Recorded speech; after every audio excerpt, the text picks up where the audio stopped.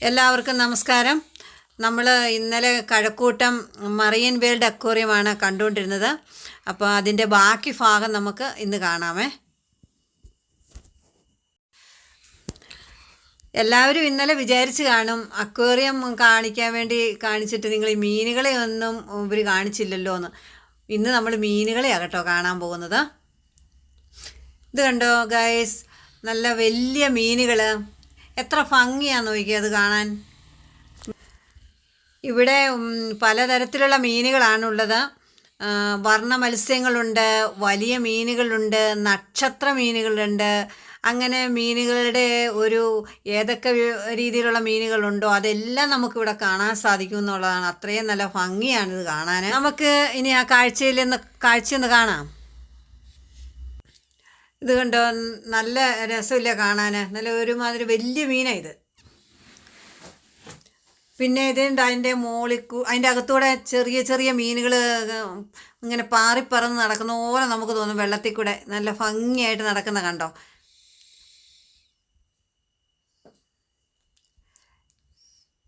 നമ്മളത് തൊടുമ്പോഴത്തേനും നമ്മുടെ കയ്യിലേക്ക് തൊടുന്നവർ നമുക്ക് ഫീൽ അനുഭവപ്പെടുന്നുണ്ട്. ഇത് കണ്ടോ, നല്ല വർണ്ണ മത്സ്യങ്ങൾ, എത്ര ഭംഗിയാന്ന് നോക്കിയത് കാണാൻ. എന്ത് രസകരമായ ഒരു കാഴ്ചയാന്ന് നോക്കിയാൽ നമ്മൾ കണ്ടുകൊണ്ടിരിക്കുന്നത്. ഹായ്, എത്ര കണ്ടാലും മതി വരാത്തത്രയും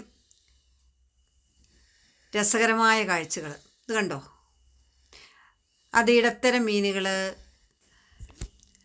നമ്മളിനി ടണലിലേക്ക് കയറുവാണേ. ഞാൻ ഉണ്ടല്ലോ ആദ്യമായിട്ടാണ് ഈ അക്വേറിയമൊക്കെ കാണുന്നത്. അതുകൊണ്ട് എനിക്ക് ഇതൊക്കെ കണ്ടിട്ട് ഒരു അത്ഭുതം തന്നെ തോന്നുന്നുണ്ട്.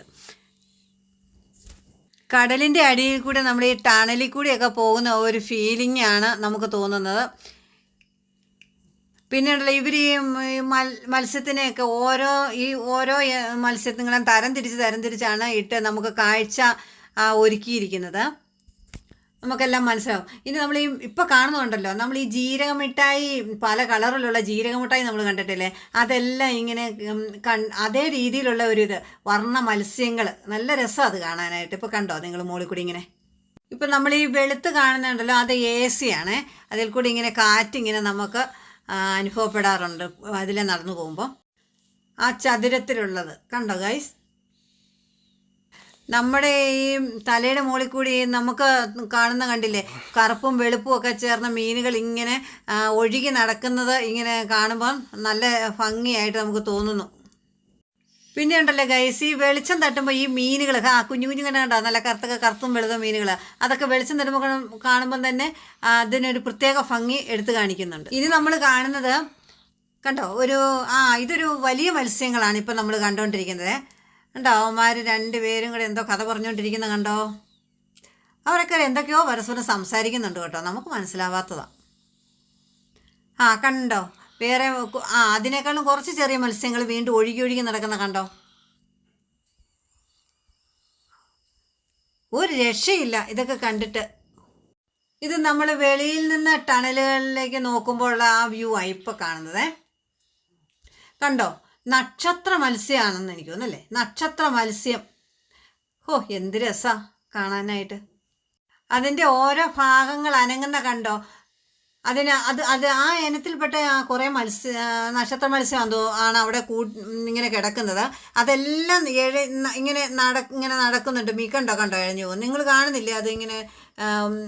നമ്മൾ ഈ ചില മീനുകളെയൊക്കെ കാണുമ്പോൾ നമുക്ക് ഈ പാമ്പുകളോടൊക്കെ ചില സാദൃശ്യം നമുക്ക് തോന്നും. പക്ഷെ അത് പാമ്പുകളൊന്നുമല്ല കേട്ടോ, നല്ല മീനുകൾ തന്നെയാണേ.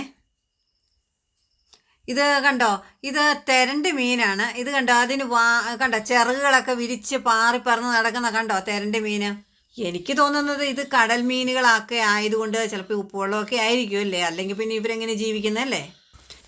എൻ്റെ കേസ് ഞാനിപ്പം ഒരു കാഴ്ച കണ്ടിട്ട് ഞാൻ ആകെപ്പാടെ അത്ഭുതകരമായി നോക്കി നിന്ന് പോയി.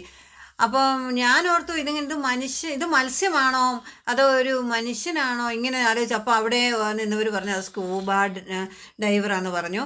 അപ്പം ഞങ്ങൾ നോക്കുമ്പോൾ അതിന് ആ മനുഷ്യൻ നടന്നു, മനുഷ്യൻ നടന്ന് ഇങ്ങനെ പോകുമ്പം നോക്കിയാൽ എന്ത് കുഞ്ഞു മീനുകളാണെന്ന് നോക്കിയാൽ എങ്ങനെയാണ് ഇതിനകത്ത് അത് അവരെ കൊണ്ട് സാധിക്കുന്നത്. ഓക്സിജനൊക്കെ ഉണ്ട് എങ്കിൽ പോലും നമുക്കിതൊക്കെ കാണുമ്പോൾ ഒരു അത്ഭുതമല്ലേ.